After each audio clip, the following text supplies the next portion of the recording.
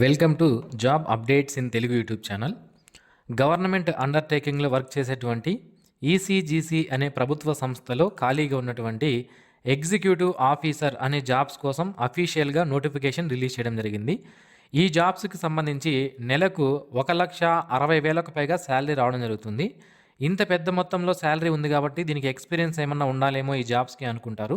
But ఎటువంటి experience లేకుండా మనకి 1,60,000కు పైగా శాలరీ అనేది ఈ జాబ్స్కి ఇస్తున్నారు. సో దీని యొక్క బేసిక్ పే, ఈ ఎగ్జిక్యూటివ్ ఆఫీసర్, ప్రొబేషనరీ ఆఫీసర్ అనే జాబ్కి సంబంధించి బేసిక్ పే అనేది 88,635 ఉంటుంది. అండ్ ఈ బేసిక్ పేతో పాటుగా మనకి కొన్ని అలవెన్సెస్ అనేవి ఉంటాయి. Dearness allowance, house rent allowance, house leave reimbursement, అలాగే transport allowance, medical allowance, newspaper allowance, meal coupons, అలాగే mobile bill, briefcase allowance, furniture allowance, household help allowance. ఈ విధంగా డిఫరెంట్ టైప్ ఆఫ్ అలవెన్సెస్ ద్వారా మనకి నెలకు 1,60,000కు పైగా salary అనేది మనకి రావడం జరుగుతుంది. సో ఇలా ప్రభుత్వ జాబ్స్కి సంబంధించి, గవర్నమెంట్ జాబ్స్కి సంబంధించి స్టార్టింగ్లో తక్కువ శాలరీ ఉంటుందని వింటుంటాము. బట్ ఇక్కడ మాత్రం స్టార్టింగ్లోనే మనకి ఎక్కువ శాలరీతో జాబ్స్ అనేవి ఇస్తున్నారన్నమాట. మరి ఈ జాబ్స్కి సంబంధించినటువంటి నోటిఫికేషన్ అనేది ఈరోజే ఒక 1 అవర్ బ్యాక్ మనకి విడుదలైంది. బట్ ఆన్లైన్ అప్లికేషన్స్ మాత్రం రేపటి నుంచి స్టార్ట్ అవుతాయి. సో మనకి నోటిఫికేషన్ అనేది 10/11/2025 రిలీజ్ అయితే ఆన్లైన్ అప్లికేషన్స్ అనేవి 11/11/2025 నుంచి 2/12/2025 మధ్యలో మనం ఆన్లైన్ అప్లికేషన్స్ అనేవి చేసుకునే అవకాశం అయితే ఉంటుంది. ఇక ఈ జాబ్స్కి సంబంధించి ఏజ్ విషయానికి వస్తే 1/11/2025 నాటికి మినిమం 21 నుంచి మ్యాక్సిమం 30 సంవత్సరాల వరకు ఉన్నటువంటి అభ్యర్థులు ఈ నోటిఫికేషన్కి అప్లికేషన్ చేసుకోవచ్చు. అయితే ఎవరైతే ఎస్సీ, ఎస్టీ కేటగిరీకి సంబంధించిన వాళ్ళు ఎవరైతే ఉంటారో వీళ్ళు 35 సంవత్సరాల వరకు ఉన్న వాళ్ళు అప్లై చేసుకోవచ్చు. ఓబీసీ కేటగిరీకి సంబంధించిన వాళ్ళైతే 33 సంవత్సరాల వరకు ఉన్న వాళ్ళు అప్లై చేసుకోవచ్చు. పర్సన్ విత్ డిజేబిలిటీ అయితే 40 సంవత్సరాల వరకు ఉన్నటువంటి అభ్యర్థులు అప్లికేషన్ చేసుకునే అవకాశం అయితే ఉంటుంది. ఇది ఏజ్ రిలాక్సేషన్ అండ్ ఏజ్ డీటెయిల్స్కి సంబంధించింది. ఇక నెక్స్ట్ వచ్చి మనకి ఈ నోటిఫికేషన్ సంబంధించి ఎవరైతే SC, ST, OBC, non creamy layer, అలాగే పర్సన్ విత్ డిజేబిలిటీ, ఈ 4 కేటగిరీలకు సంబంధించిన వాళ్ళకి ఎవరికైతే ఉంటారో వీళ్ళకి ప్రీ ఎగ్జామినేషన్ ట్రైనింగ్ అనేది కండక్ట్ చేస్తారు. ఈ ప్రీ ఎగ్జామినేషన్ ట్రైనింగ్ అనేది ఓన్లీ వీళ్ళకి మాత్రమే కండక్ట్ చేయడం జరుగుతుంది.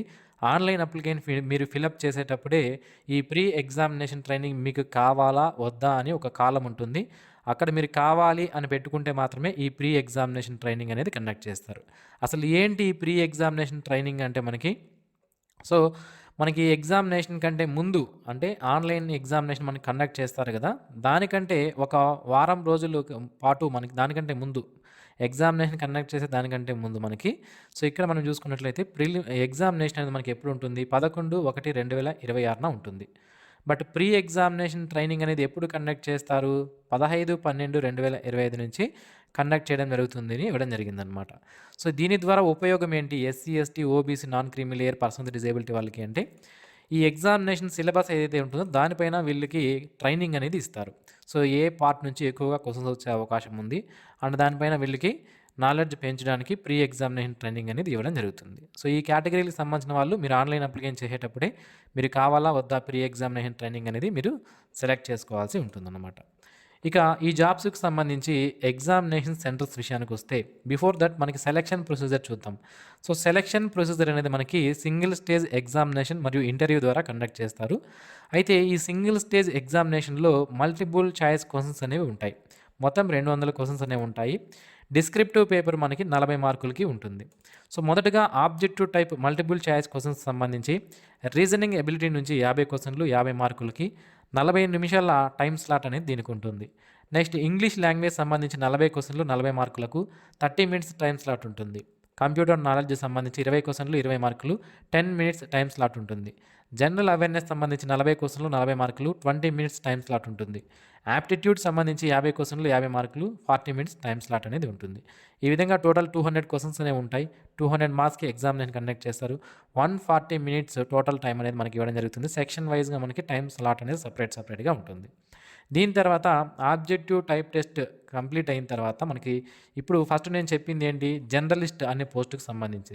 అలాగే స్పెషలిస్ట్ పోస్టులు అనేవి కొన్ని ఉంటాయి. ఈ స్పెషలిస్ట్ పోస్టుల్లో 40 మార్కులు మాత్రం సపరేట్గా ప్రొఫెషనల్ నాలెడ్జ్కి సంబంధించినటువంటి క్వశ్చన్స్ అనేవి ఉంటాయన్నమాట. దీని తర్వాత మనకి డిస్క్రిప్టివ్ టెస్ట్ అనేది కండక్ట్ చేస్తారు. ఎస్ఏ రైటింగ్ అనేది ఉంటుంది 20 మార్కులకి. అలాగే ప్రైసెస్ రైటింగ్ అనేది ఉంటుంది, ఇది కూడా 20 మార్కులకి. టోటల్ టైమింగ్ 40 మినిట్స్ అనేది దీనికి ఇవ్వడం జరుగుతుందన్నమాట. ఈ విధంగా దీని తర్వాత మనకి ఇంటర్వ్యూ అనేది కండక్ట్ చేస్తారు. ఇక ఎగ్జామినేషన్ సెంటర్స్ విషయానికి వస్తే అహ్మదాబాద్, బెంగళూరు, భువనేశ్వర్, భోపాల్, చెన్నై, కోయంబత్తూర్, ఢిల్లీ, ఎర్నాకుళం, గౌహతి, హైదరాబాద్, ఇండోర్, జైపూర్, జలంధర్, జమ్మూ అండ్ కాశ్మీర్. సో మనకి మెయిన్గా ఆంధ్రప్రదేశ్, తెలంగాణ వాళ్ళకే మనం చూస్తాం కాబట్టి హైదరాబాద్లో అయితే తెలంగాణ వాళ్ళకి ఉంది, అండ్ ఆంధ్రప్రదేశ్లో అయితే విశాఖపట్నంలో మనకి ఎగ్జామ్ సెంటర్ అనేది ఇవ్వడం జరిగిందనమాట. ఇవే కాకుండా దేశవ్యాప్తంగా ఉన్నటువంటి వేరియస్ ఎగ్జామ్ సెంటర్స్ ఏవైతే ఉన్నాయో, ఒకవేళ మీరు అక్కడ ఉంటే మీకు అదే ఎగ్జామ్ సెంటర్ దగ్గర అనుకుంటే మీరు అక్కడ కూడా మీకు కన్వీనియంట్ అయినటువంటి దగ్గర మీరు ఎగ్జామ్ సెంటర్ అనేది చూస్ చేసుకునే అవకాశం అయితే ఉంటుంది. సో ఇక ఇంటర్వ్యూకి మనకి 60 మార్కులు కేటాయించడం జరుగుతుంది. ఇందులో క్వాలిఫై అవ్వాలంటే జనరల్ కేటగిరీకి సంబంధించిన వాళ్ళు 40%, SC, ST, OBC, person disability అయితే 35% మార్క్స్ తెచ్చుకోవాలి. ఆన్లైన్ ఎగ్జామినేషన్లో వచ్చిన మార్కుల్ని అండ్ ఇంటర్వ్యూ మార్కుల్ని 80-20 రేషియోలో మనకి తీసుకోవడం జరుగుతుందన్నమాట. సో కాబట్టి ఇంటర్వ్యూకి వెయిటేజ్ ఉంటుంది, అలా ఆల్సో ఎగ్జామినేషన్కి కూడా మనకి వెయిటేజ్ అనేది ఇవ్వడం జరుగుతుంది. ఇక అప్లికెంట్ ఫీజు విషయానికి వస్తే ఎస్సీ ఎస్టీ పర్సన్ డిజేబిలిటీ కేటగిరీకి సంబంధించిన వాళ్ళు ₹175 ఫీజు అనేది పే చేయాలి. మిగిలిన వాళ్ళందరూ ₹950 ఫీజు అనేది పే చేయాల్సి ఉంటుంది. ఆన్లైన్ అప్లికెంట్ ఫీజు ఆన్లైన్లోనే మనం ఫీజు అనేది పే చేసుకోవచ్చు. ఇక వేకెన్సీ విషయానికి వస్తే మొత్తం 30 పోస్టుల కోసం నోటిఫికేషన్ రిలీజ్ చేశారు. ఇందులో ఎస్సీ కేటగిరీకి సంబంధించి 5, ఎస్టీ కేటగిరీ వాళ్ళకి పోస్టులు లేవు, ఓబీసీకి సంబంధించి 10, ఎకనామికల్ వీకర్ సెక్షన్ 3, అన్రిజర్వ్డ్ కింద 12 పోస్టులు ఉన్నాయి. ఇక్కడ ఎస్టీ కేటగిరీ వాళ్ళకి పోస్టులు లేవు కాబట్టి వీళ్ళు అప్లై చేసుకోవడానికి అవకాశం లేదా అంటే అన్రిజర్వ్డ్లో ఉన్నటువంటి 12 పోస్టులకి వీళ్ళు పోటీ పడే అవకాశం అయితే ఉంటుంది. అయితే ఓపెన్ కేటగిరీలో ఉన్నటువంటి పోస్టులు కాబట్టి వీటికి ఏజ్ రిలాక్సేషన్ కానీ ఇతర రిజర్వేషన్స్ కానీ ఎస్టీ కేటగిరీ వాళ్ళకి వర్తించవు. ఇక ఈ జాబ్స్కి సంబంధించి ఆన్లైన్ అప్లికేషన్ అవి రేపటి నుంచి స్టార్ట్ అవుతాయి. ఆన్లైన్లో అప్లై చేసే లింక్ను వీడియో కింద డిస్క్రిప్షన్లో నేను మీకు ప్రొవైడ్ చేస్తాను.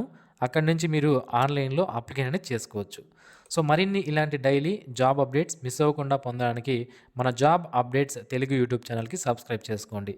ఈసీజీసీ లిమిటెడ్ అనేది ఒక సెంట్రల్ గవర్నమెంట్ కింద వర్క్ చేసేటువంటి పబ్లిక్ సెక్టార్ ఎంటర్ప్రైజ్.